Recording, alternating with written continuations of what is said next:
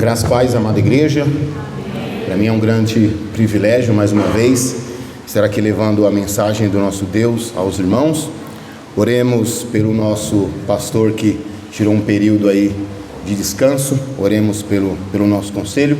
Mais uma vez agradecer ao ano de 2023 a todos aqueles irmãos que me ajudaram. Os irmãos sabem das dificuldades e das lutas que é estar no seminário, tantas lutas e dificuldades, e graças a Deus posso contar com irmãos bondosos que sempre têm orado por mim, sempre têm me ajudado. Graças a Deus, agora o último ano, e peço que os irmãos continuem aí orando por mim. Para a nossa meditação nessa noite, abramos a palavra de Deus segundo narrou Mateus, o Evangelho segundo narrou o evangelista Mateus, capítulo 13, faremos a leitura do versículo 44 ao versículo de número 46. Evangelho segundo narrou Mateus, capítulo de número 13, versos 44 até o 46. Vou esperar que todos achem.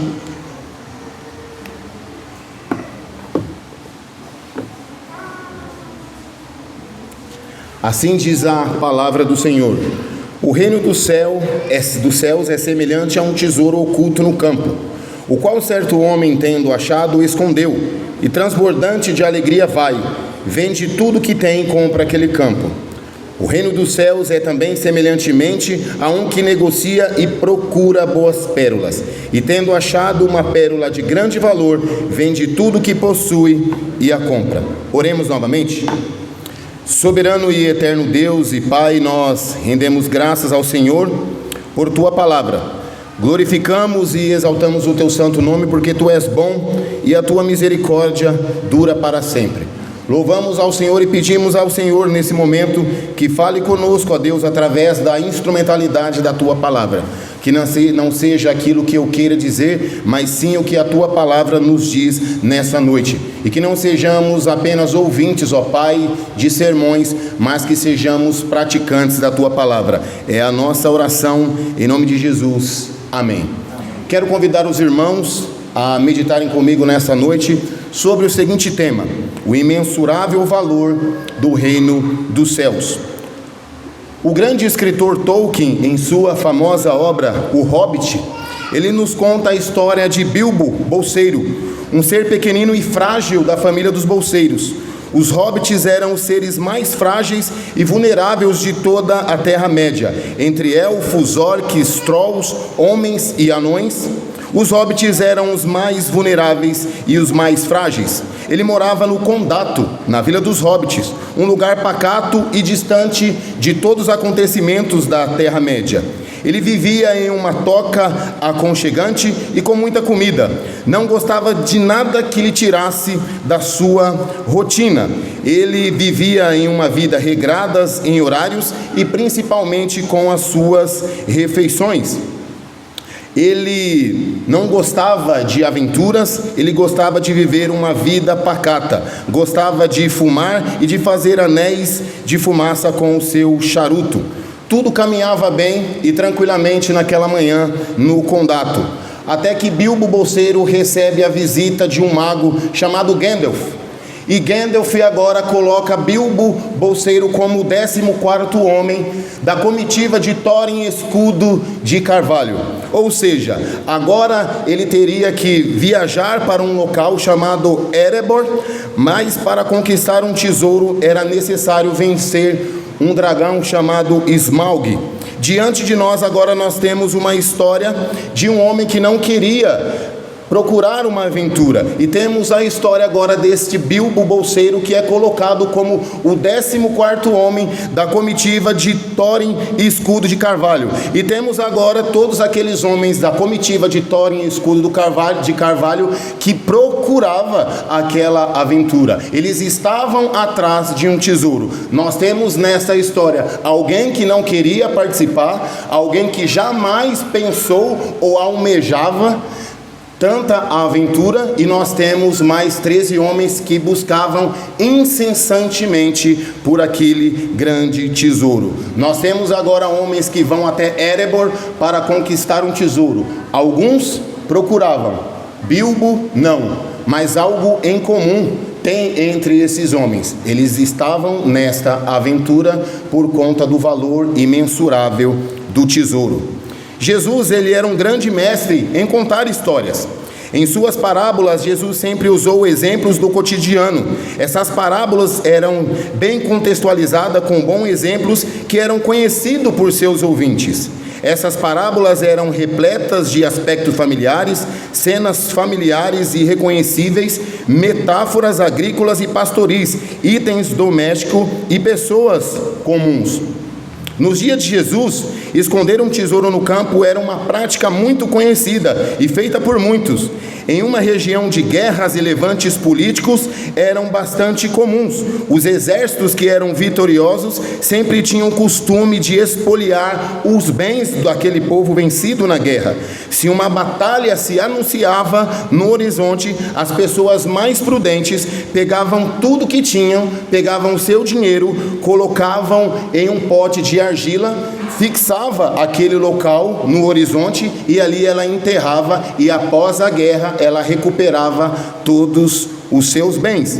O historiador Flávio Joséfo escreveu sobre esses eventos após a destruição de Jerusalém por Roma no reinado de Tito Vespasiano no ano 70 depois de Cristo. Ele diz: uma grande quantia das riquezas que existiam naquela cidade ainda poderia ser encontrada entre as ruínas. Grande parte foi escavada pelos romanos, mas a maior parte foi descoberta por aqueles que eram cativos, e assim levavam embora. Estou falando de ouro, prata e restante daqueles móveis mais preciosos que os judeus possuíam e que os donos haviam escondido na terra contra as fortunas incertas na guerra. Temos em nosso texto um homem que descobre um tesouro enterrado no campo e que pertencia a uma outra pessoa. Ele pode ter sido contratado pelo proprietário para lavrar a terra, ou ele poderia também ser um arrendatário.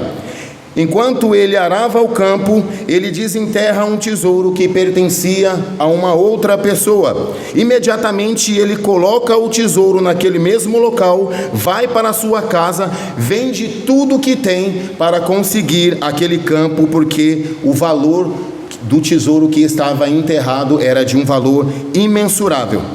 A parábola não nos diz que tipo de tesouro era, mas relata que era de grande valor. Será que aquele homem agiu corretamente? Será que ele agiu de forma ética? Ele simplesmente descobriu um tesouro que não lhe pertencia, enterrou novamente sem relatar ao dono, foi para sua casa e comprou aquele tesouro. Será que ele agiu de maneira ilegítima? Será que aquele homem não agiu de forma correta? Sim, ele agiu de forma correta. Como nós sabemos, a lei rabínica era muito específica em relação a essas coisas. Quando um objeto de valor cujo dono desconhecido era encontrado ao ar livre, mesmo apenas um passo fora da porta, o dono da terra não tinha direito de reivindicá-lo. Certamente ele escavaria o campo antes de vendê-lo, se ele fosse o dono daquele tesouro. O fato dele não saber que o tesouro se encontrava ali significava que ele não tinha direito àquele tesouro. Portanto, segundo a lei judaica, o tesouro pertencia à pessoa que achou. Ou seja, esse homem adquiriu o campo de maneira ética e legal. Essa é a mensagem da parábola de um homem que encontrou algo tão valioso que não pensou em renunciar tudo que tinha para possuir. Sua alegria era tanta que ele não pensou em renunciar todas as coisas por conta do valor imensurável daquele tesouro. A nossa segunda parábola, ela também transmite a mesma ideia. Um homem que provavelmente era um atacadista, porque a palavra no grego é emporos, ou seja, do nosso idioma empório, ele procurava por boas pérolas. As pérolas geralmente eram obtidas no Golfo Pérsico ou no Oceano Índico. Eram de um valor fabuloso, muito além do poder aquisitivo de uma pessoa comum. Somente os ricos poderiam adquiri-la. Nesse tempo, muitos homens morriam em busca de pérolas nas profundezas das perigosas águas do Mar Vermelho, ou no Golfo Pérsico, ou no Oceano Índico. As pedras eram amarradas em seus corpos para atingir maior profundidade. Somente uma pessoa muito destemida conseguiria fazer tal feito. Somente alguém muito obstinado ou com uma coragem muito elevada para fazer isso. Como acontece até os dias de hoje, um bom investidor, ele vai diversificar os seus investimentos. Eles alternavam parte do seu dinheiro, ou eles enterravam uma grande parte, umas partes compravam móveis, mas o que um investidor prudente jamais faria era investir tudo em um único bem. Notem que em ambas as parábolas, o personagem principal faz exatamente o contrário do que um bom investidor faria. O primeiro homem vendeu tudo e comprou o campo. O segundo homem vendeu tudo e comprou uma pérola. Essas duas parábolas, elas não tratam de investimento. A sua mensagem, ela é espiritual. Tudo que está neste mundo, no que nós muitas vezes consideramos como valioso, é nada comparado ao valor de se conhecer ao Senhor Jesus Cristo e fazer parte do seu reino. O mundo, tudo aquelas coisas que o mundo tem como valioso, é nada próximo a fazer parte do reino de Deus. É nada próximo de ser chamado filho de Deus por meio de Jesus Cristo. É nada em troca de ter o Espírito Santo que agora habita em nós. Alguns pontos quero tratar com os irmãos, pelo menos 3 pontos nessa noite, olhando para o nosso texto. O primeiro ponto é que o reino de Deus não é algo visível na superfície. O reino não é algo visível na superfície. O tesouro, ele estava escondido. A pedra precisou ser procurada. Não era algo evidente aos olhos. Isso também se dá perfeitamente nas parábolas. O sentido verdadeiro não se manifesta imediatamente. Ele está ali para quem o procura, mas ele não se destaca para aqueles que o tratam com desdém ou com descrença. Notem que Jesus disse em Lucas capítulo 17, verso 20, interrogado pelos fariseus sobre quando viria o reino de Deus, Jesus lhe respondeu: não vem o reino de Deus com visível aparência. Em outras versões, o reino de Deus não vem anunciado por fanfarras. O apóstolo Paulo diz em 1 Coríntios capítulo 2, verso 11: porque qual do homem sabe das coisas do homem, senão o próprio Espírito que nele está?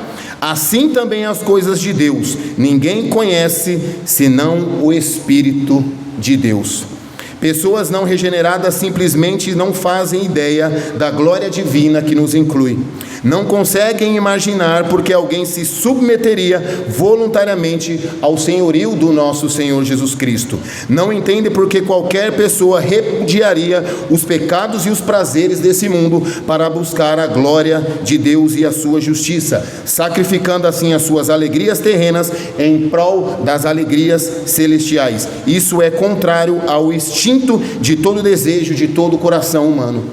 Por isso, meus irmãos, quando nós evangelizamos, por isso quando nós estamos no nosso trabalho, ou entre os nossos familiares, e nós falamos com tanto entusiasmo das riquezas do reino de Deus, essas pessoas não conseguem simplesmente entender por que nós abandonamos tantos prazeres, por que nós deixamos tantas coisas de lado para buscar o reino de Deus. Reverendo Hernandes Dias Lopes é um dos homens mais cultos do nosso país, não somente da IPB, mas um dos homens mais cultos do nosso país. E ele é formado em Direito. E ele diz que muitas vezes as pessoas dizem: você poderia ser um dos maiores advogados do Brasil e você escolheu ser pastor? Por que ser pastor? Você poderia ser um grande advogado, um homem de grande nome na advocacia do Brasil, mas escolheu ser pastor. As pessoas não entendem, porque muitas vezes os jovens deixam de lado as festas, os namoros, para servir a Deus. As pessoas não conseguem entender, talvez porque você tenha um emprego que você ganha um pouco menos, porque se você estiver em determinado trabalho, você não conseguiria estar mais à igreja, você não conseguiria mais cultuar, você talvez não conseguiria mais ter uma vida devocional. As pessoas simplesmente não entendem porque elas têm uma visão terrena das coisas. E como nós temos tratado o reino de Deus? Será que nós estamos dando mais valor às coisas materiais do que às coisas celestiais? O apóstolo Paulo vai dizer que nós temos que olhar para as coisas que não se veem, porque elas são eternas, mas aquilo que se vê é passageiro. E tristemente o que nós notamos são pessoas que estão dentro da igreja e que dão mais valor às coisas do mundo do que às coisas celestiais. Quando nós olhamos tristemente uma reunião de oração, poucas pessoas estão numa reunião de oração para orar. Mas quando é para fazer parte de festas mundanas e tantas outras coisas, nós notamos que as pessoas estão proativas e rapidamente elas estão naqueles locais. Meus irmãos, tudo isso que nós estamos olhando, um dia há de se passar. Mas o reino de Deus é eterno. Aqueles dois homens, tanto aquele que arava o campo, quanto aquele homem que procurava por boas pérolas, eles faziam aquilo porque eles entendiam o grande valor daquele tesouro. E o que nós temos diante de nós é um tesouro imensurável, de valor incalculável.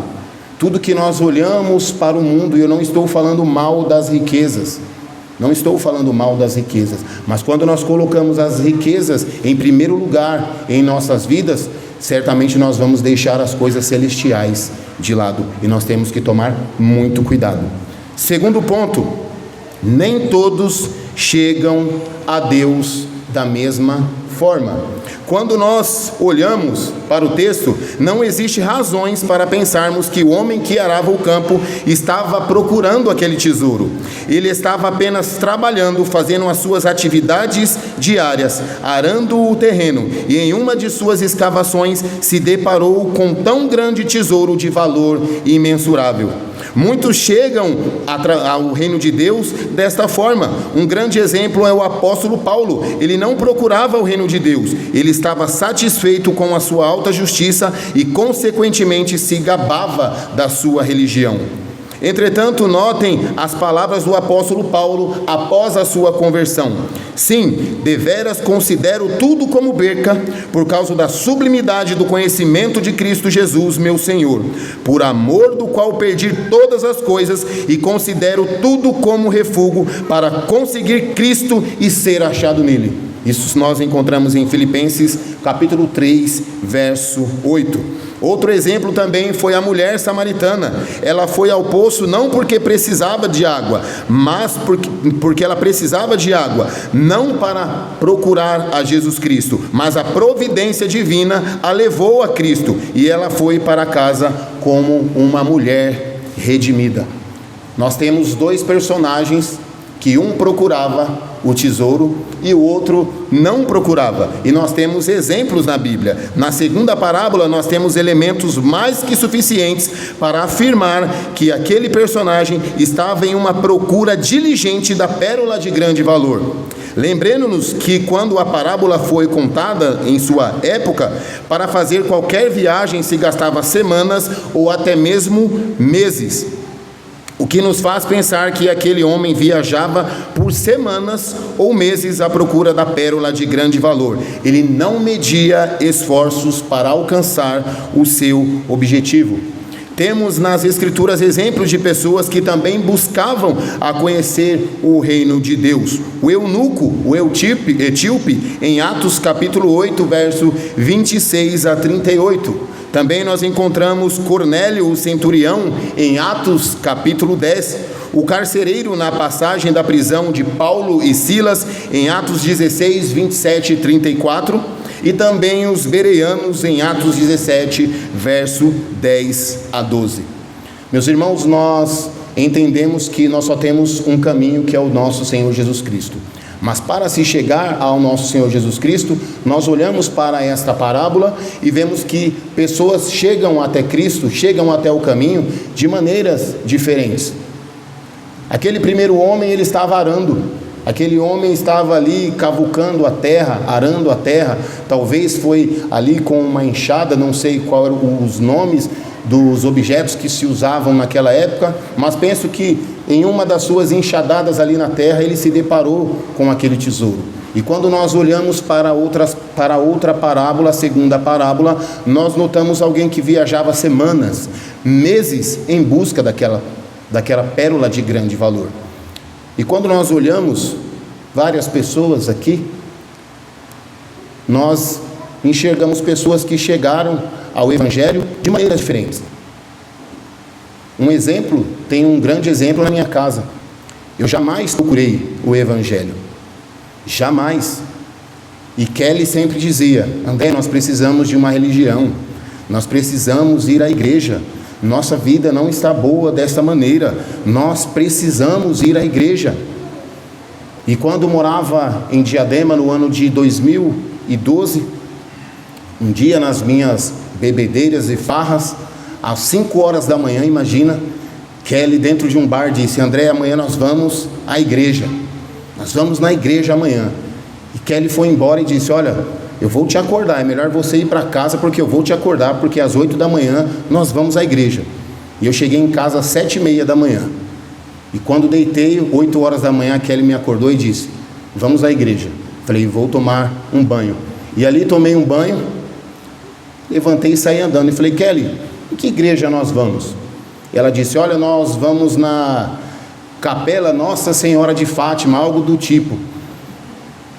E sempre não tinha conhecimento das escrituras, mas entendia que idolatria não era algo correto. E então, mesmo bêbado, em minha mente eu orei e falei: Senhor, acho que não deve ser um local onde vai agradar ao Senhor. Faça com que aconteça qualquer coisa para mim sair daquele local. E então, quando cheguei ali naquela missa, quando me assentei, eu estava de boné. Um rapaz falou com toda a rispidez comigo, bateu no meu boné e falou: tira esse boné, que é casa de Deus. Falei: não vou tirar o boné e vou sair. E saí, porta fora, e me dirigi para um bar. E quando terminou o culto, quando terminou a missa, a Kelly foi atrás de mim, eu estava mais bêbado possível. E eu disse a ela: um dia eu vou te levar numa igreja de crente, e você vai ver que eu vou entrar de boné, e eles não vão mandar eu tirar o boné. E algumas vezes nós fomos no Salão do Reino das Testemunhas de Jeová, nós fomos a um terreiro de Umbanda, nós fomos a um terreiro de Candomblé, e todas as vezes que eu me adentrava naquele templo, quando baixava ali os espíritos, naqueles pais de santos, eles diziam: só vai baixar se esse rapaz se retirar, não queremos a presença dele aqui. Ou seja, eu bati na porta de Satanás e mesmo assim Deus não deixou eu entrar, mas eu nunca procurei. E em uma manhã de 2015 para 2016, eu acordei simplesmente com a sensação de que iria ao inferno. E aquela sensação foi tão forte que eu corri para o chuveiro e, sentindo alguns cheiros de enxofre e mais algumas coisas, eu tive a certeza que eu estava indo para o inferno. E então fui até o quarto onde minha irmã estava dormindo e disse: Andressa, você ainda está indo para a igreja? E ela disse: não, hoje eu não vou. E eu falei: você precisa me levar para a igreja porque eu estou indo para o inferno. E se eu não for até os pés de Cristo Jesus, eu vou morrer. E o meu caminho é o inferno. E ela ficou tão impactada com aquilo, ligou para um amigo dela e me levaram para a igreja. E de lá nunca mais saí. E Kelly sempre buscava fazer alguns estudos, sempre buscava ir à missa. E normalmente quando nós olhamos para essa plateia, certamente aqui nós temos pessoas que jamais procuravam ser crentes. E nós temos pessoas que buscavam de uma certa maneira estar na presença de Deus. Porém, ambos os grupos, nós sabíamos que o valor era de valor, o tesouro era de valor imensurável. Mas muitas vezes, meus irmãos, tristemente, quando uma pessoa chega na igreja cheia de vigor, cheia de ânimo, muitas vezes os crentes mais antigos, a primeira coisa que diz é: vamos ver até onde vai. Podemos fazer isso? Não podemos. Certamente nós notamos que muitas pessoas que chegam cheias de vigores são as que saem mais rápido. Mas, porém, nós não devemos fazer esse tipo de julgamento. Nós devemos abraçar essas pessoas. E outra coisa também é o inverso. Eu tive uma conversão muito rápida, meteórica, nas drogas, no álcool e outras coisas mais. Num dia simplesmente cheguei em casa e disse: eu agora sou crente. E a minha família inteira caiu em gargalhada. Aonde eu morava, pessoas fizeram até aposta, fizeram bolão. E o que apostou mais longe em mim, apostou 3 semanas que eu iria permanecer na igreja, e já se passaram 8 anos, e aqui estou eu, para a honra e glória de Deus. Meus irmãos, quando nós notamos e entendemos que o valor desse tesouro é de valor imensurável, que nós estamos falando de coisas eternas, é maravilhoso entendermos isso. E quando nós entendemos também que as pessoas chegam de maneiras diferentes. Na minha conversão, que foi tão rápida, eu vi alguns irmãos que caminhavam um pouco mais devagar, e eu pensava, isso aí não pode ser crente. Quando eu parei de usar drogas, deixei as bebidas e outras coisas, foi do dia para a noite, e aquele ali não foi convertido. Não é assim. Existem pessoas que têm passos mais lentos, elas vão chegar no mesmo lugar que nós vamos chegar, mas com passos mais lentos. Existem uns que têm uma conversão mais rápida, assim como foi o apóstolo Paulo, e existem pessoas que vão caminhando mais lentamente. Porém, o mesmo Espírito que habita em um, habita também no outro. Nós também temos aqui um terceiro ponto, que a salvação é de valor imensurável.